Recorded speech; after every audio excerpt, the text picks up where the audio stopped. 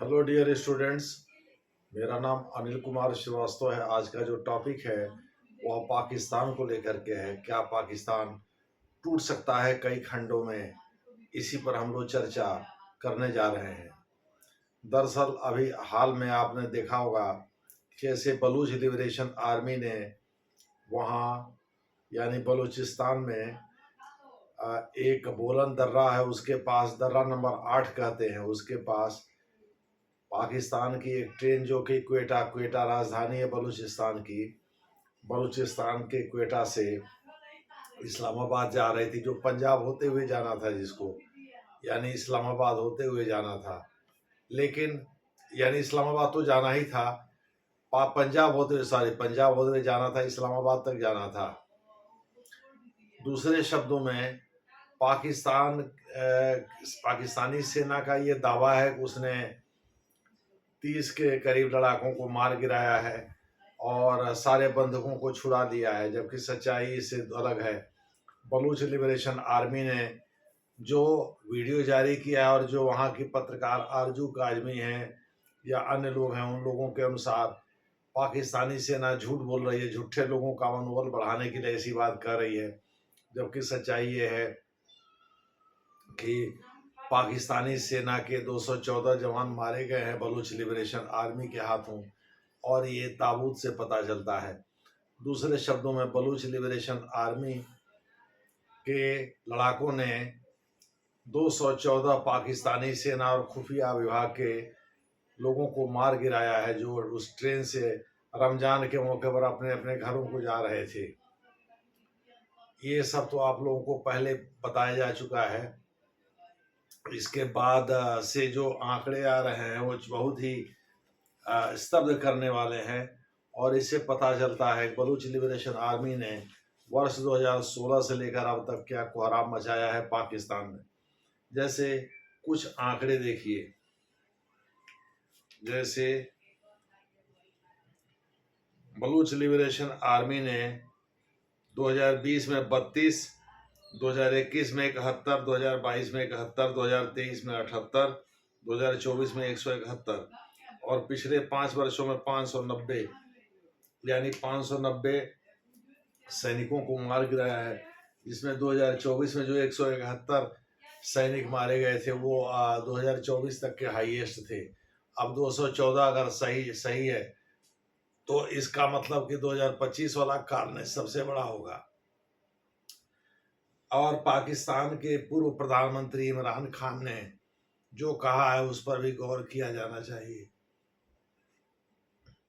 उनके अनुसार उन्होंने नेशनल असेंबली में ये बात कही थी तब जब पीडीएम यानी प्रोग्रेसिव डेमोक्रेटिक मूवमेंट नामक सरकार बनी थी पाकिस्तान में, जो कई दलों को मिलाकर बनी थी। इसमें मुख्य दल Pakistan national league, Pakistan league, Muslim league, N यानी नवाज शरीफ, PMLN बोलते हैं उसको, उसके दल शामिल थे। PPP पाकिस्तान पीपल्स पार्टी के दल शामिल थे, यानी उसमें भुट्टो साहब के पुत्र जो विदेश मंत्री भी रहे हैं वो शामिल थे, बिलावल भुट्टो जिनका नाम है, और मौलाना फजलुर रहमान की पार्टी ये है जमीयत उलेमाए इस्लाम नामक पार्टी भी इसमें शामिल थी। इन सब ने मिलकर के पीडीएम का गठन किया था और पीडीएम ने ही वहाँ सरकार बनाई थी। चूंकि इमरान खान की का पंगा था, ISI के उस समय के डायरेक्टर जो लेफ्टिनेंट जनरल रैंक के अधिकारी थे और जो आर्मी चीफ थे आसिम मुनीर, उनसे इस वजह से वो दोबारा सत्ता में आने के बजाय जेल चले गए। और वहाँ आप जानते ही हैं पाकिस्तान में वहाँ की सेना ही सर्वे सर्वा है, वही असली संस्था है, वो जैसा चाहती है वैसे ही वहाँ चुनाव होता है, वैसे ही वहाँ जुडिशरी भी काम करती है। जुडिशरी ने थोड़ा स्मार्ट बनने की कोशिश किया, लेकिन इतने तोशा खाना से लेकर इतने मुकदमे लाद दिए गए इमरान खान पर, शुरू में ही 143 के करीब मुकदमे लाद दिए गए थे, तो उसमें एक न एक में सजा उनको होनी ही थी। जुडिशरी कहाँ तक उनको बचाती है। हालांकि जुडिशरी को तारीफ करते रहे इसी वजह से कि चीफ वहाँ सुप्रीम कोर्ट ने कुछ मामलों में इमरान खान को राहत दी थी और उनकी बीवी बुशरा खान को भी राहत दी थी। लेकिन लगता है इमरान खान को हालिया सजा जो मिली है, जिसमें 7 साल से अधिक की सजा भी दी गई है, उसमें लगता है इमरान खान को आजीवन कारावास में ही बिताना पड़ेगा और बाहर निकलने का चांस कम है। यही नहीं, उनकी हत्या भी हो सकती है। तो उनका कहना है, यानी जब सरकार बनी थी तो नेशनल असेंबली के मेंबरान थे, उस समय उन्होंने कहा था कि ऐसा है कि पाकिस्तान में जो आर्थिक संकट है, जो सामाजिक तनाव है, जो बेरोजगारी और महंगाई की स्थिति है, उसको देखते हुए हम ये कह सकते हैं कि आने वाले समय में पाकिस्तान एकजुट नहीं रहेगा बल्कि टूटेगा, कमजोर होगा। ये साफ साफ उन्होंने कहा था और उनकी बात को समर्थन दिया था जमीयत उलेमा ए इस्लाम के नेता मौलाना फजलुर रहमान साहब ने, जो कि सरकार में शामिल भी है। नेशनल असेंबली में विपक्ष के नेता उमर अयूब ने भी इसकी पुष्टि की। राना सनाउल्लाह, जो कि पाकिस्तान के पूर्व गृह मंत्री रहे हैं, और शहबाज शरीफ, जो कि पाकिस्तान के प्रधानमंत्री हैं, उनके बहुत करीब माने जाते हैं। तो राना सनाउल्लाह ने भी इस बात की पुष्टि किया और उन्होंने कहा कि इमरान खान सही कह रहे हैं, जबकि इमरान खान उनके शत्रु हैं कि पाकिस्तान में ये हालात हैं।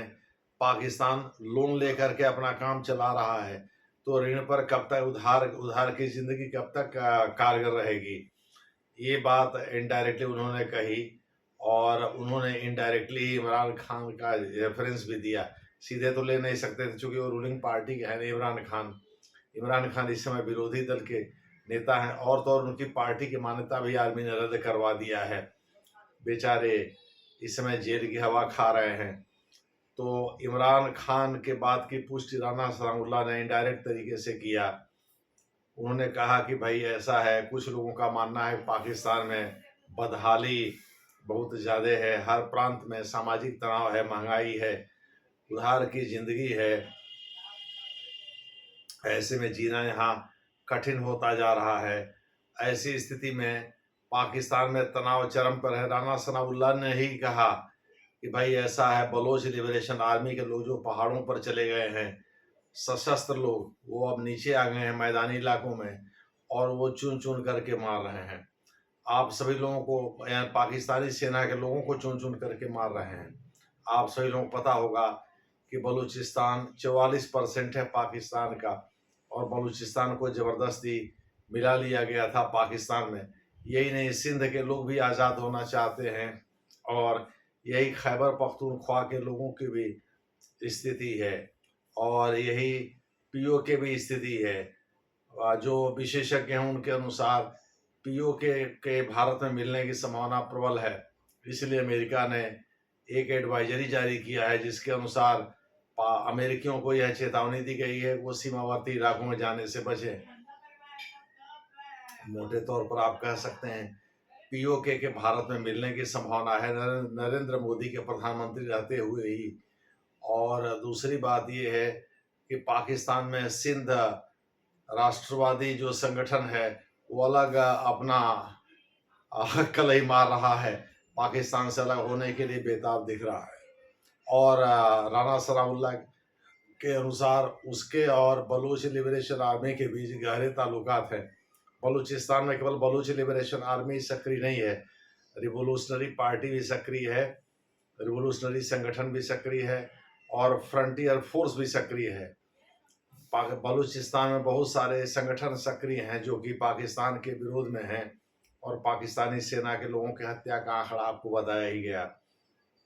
मोटे तौर पर आप कह सकते हैं पाकिस्तान के 4 भागों में टूटने की आशंका जताई जा रही है। एक तो पाकिस्तानी सेना के मनोबल को तोड़ने वाले न्यूज़ के हिसाब से ये लग रहा है पाकिस्तानी सेना के अधिकांश लोग मिडिल ईस्ट में जाना, सऊदी अरब, यूएई में जाना पसंद कर रहे हैं बजाय इसके पाकिस्तानी सेना में काम करने के। तो नए रिक्रूट्स नहीं आएंगे तो फिर आगे मामला कैसे बढ़ेगा। मोटे तौर पर आप कह सकते हैं पाकिस्तान में बलूचिस्तान के लोग जो एंटी पाक का स्टैंड लेकर के चल रहे हैं वो हावी होते जा रहे हैं। भारत कितना समर्थन इनको दे रहा है कितना नहीं, इसका सीधा कोई प्रमाण तो है नहीं। आरोप लगाती रहती है पाकिस्तानी सरकार नरेंद्र मोदी और अजीत डोभाल पर, लेकिन सच्चाई कुछ और ही है।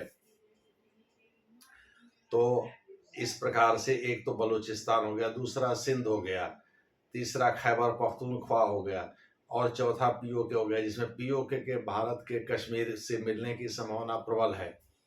और बलूचिस्तान के भी अलग, बलूचिस्तान अगर अलग हो गया तो चीनियों का और पाकिस्तानियों का जो दबदबा है, जो खास करके चीनी उनके खनिज का दोहन करते हैं और पंजाबी जो बिजनेसमैन हैं वो उनके खनिज का दोहन करते हैं, जिसमें गैस बड़ी प्रचुर मात्रा में है, सोना है, तांबा है, ये सभी खनिज पाए जाते हैं बलूचिस्तान में, जिनका दोहन कर वहाँ के जो पंजाबी बिजनेसमैन हैं और चीनी लोग हैं वो लोग माला माल हो रहे हैं, वो लोग मौज कर रहे हैं।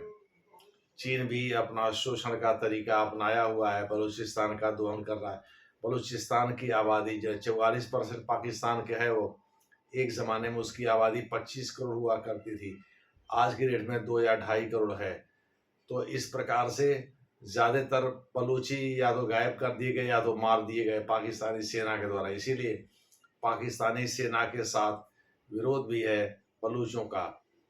और उधर खैबर पख्तूनख्वा में टीटीपी प्रभावी है, जो कि टीटीपी वहाँ भगाना चाहती है वहाँ की सेना को और पाकिस्तानी सरकार को, और खुद सत्ता पर काबिज होना चाहती है।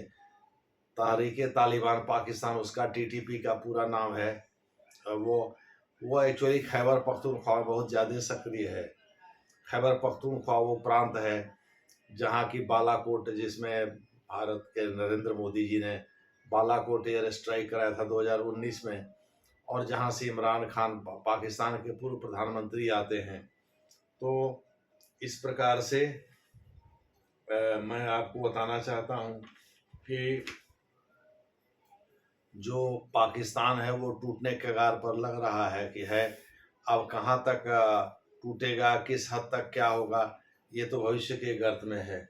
वैसे आपको हम बताते चलें कि परवेज मुशर्रफ ने भी एक ज़माना था जबकि पाकिस्तान के आणविक हथियारों के बारे में गार्जियन में निकला था।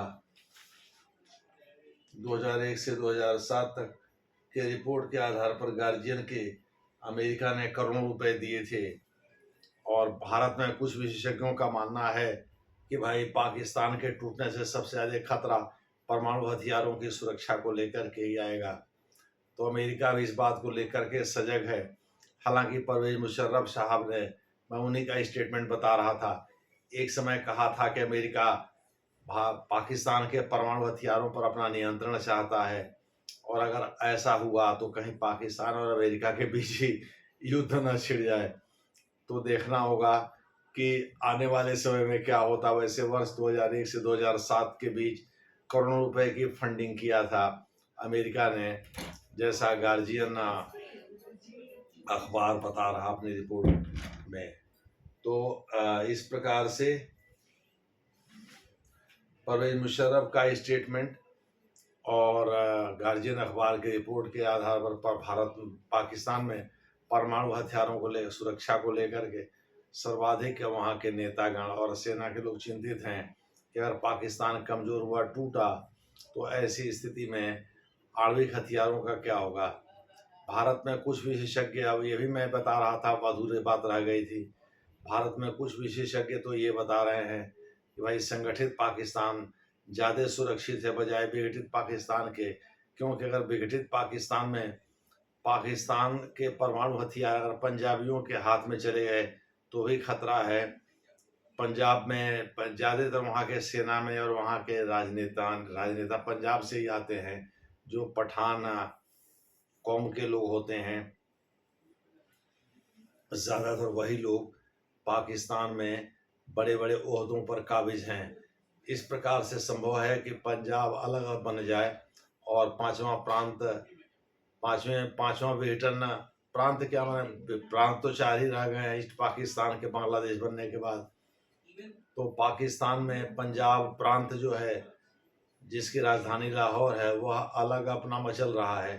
कहीं ऐसा न हो वहाँ के पठानों के हाथ में आणविक बम आ जाए और कुछ गैर जिम्मेदार लोगों के हाथ में आ जाए, तो भारत पर उत्तर पश्चिमी सीमा प्रांत पर हमला करके और कोशिश करें कि गुजरात को ख़त्म कर दें, बॉम्बे को काफ़ी हद तक ख़त्म कर दें और जम्मू कश्मीर के एक बड़े हिस्से पर कब्जा कर लें। हालांकि इस प्रयास में भारत का नुकसान तो होगा, लेकिन भारत को हराना नामुमकिन हो, चूँकि भारत बहुत बड़ा है और भारत के विशालता को देखते हुए नुकसान पहुंचाना थोड़ा सा मुश्किल लगता है पाकिस्तान के लिए। यहाँ तक कि भारत को जो चौथी सबसे ताकतवर सेना का दर्जा मिला हुआ है और नंबर 1 पर अमेरिका है, अमेरिका भी भारत से पंगा नहीं ले सकता, नंबर 1 भी नंबर 4 से नहीं भिड़ सकता, क्योंकि अमेरिका को भी ये खतरा है। भारत से भिड़ने का मतलब है पराजय। चीन देखिए किस प्रकार से भारत से अपने दोस्ती का पींग बढ़ा रहा है, और दूसरे शब्दों में चीन जो कल तक लद्दाख के पूर्वी लद्दाख में अपने दमखम के साथ जुटा हुआ था और वो सलामी स्लाइसिंग करना चाहता था, वो पीछे हट गया है और भारत के साथ जो है दोस्ताना रवैया अख्तियार कर रहा है। उसके 2 कारण हैं। पहली बात तो यह है कि 1962 से भी ज़्यादा सेना लगी थी पूर्वी लद्दाख में, 55,000 के करीब सेना केवल चीनियों पर नज़र रखने और उनसे निपटने के लिए लगाई गई थी, और कभी भारत मोबिलाइज कर सकता था अपने इन्फेंट्री बटालियन को। और दूसरा ये है कि भारत के साथ चीन अपना व्यापार बढ़ाना चाहता था, जो लग रहा था चीन के हिसाब से सप्लाई चेन गड़बड़ा रहा है, भारत ही संभाल सकता, चूँकि यूरोप के तरफ से गड़बड़ा रहा है तो भारत ही संभाल सकता है। इस वजह से भी चीन ने भारत के साथ दोस्ताना रवैया अख्तियार करने की पहल की, और वांग यी जो कि वहाँ के विदेश मंत्री हैं, उन्होंने इसमें बड़ी भूमिका निभाई। और यहाँ एस जयशंकर ने भी इस बात को स्वीकार किया कि भारत और चीन दोनों एक दूसरे के करीब आ रहे हैं। दूसरे शब्दों में यहाँ के विदेश मंत्री और वहाँ के विदेश मंत्रियों के बीच कई जगह बैठक हुई, कई बार मुलाकात हुई। इन मुलाकातों में ये तय हुआ कि दोनों अपना परंपरागत दुश्मनी को भुला करके एक दूसरे के करीब आएंगे। हालांकि चीन पर भारत कोई भरोसा कर नहीं सकता, चूँकि चीन धोखेबाजी के लिए जाना ही जाता है। जहां भारत ने नॉर्मल रुख अख्तियार किया, हो सकता है चीन कोरोना के पीरियड में जैसे गलवान घाटी घटना किया वैसे फिर से घटना कर सकता है, और 2 फ्रंट का वार का खतरा बना हुआ रहता है भारत के साथ हमेशा। पाकिस्तान और चीन कब मिल करके भारत पर अटैक कर देंगे या भारत के क्षेत्रीय अखंडता को नुकसान पहुंचाएंगे, इसके बारे में भी कहा नहीं जा सकता, इसलिए भारत बहुत सचेत रहता है। तो मोटे तौर पर पाकिस्तान टूटेगा, इस बात का अंदेशा बढ़ गया है। बस ये परमाणु बमों की सुरक्षा को लेकर के थोड़ा सा विश्व समुदाय चिंतित है, भारत में भी ये चिंता है। देखना है आगे क्या होता है, जैसा होगा वैसा आपको बताया जाएगा। धन्यवाद।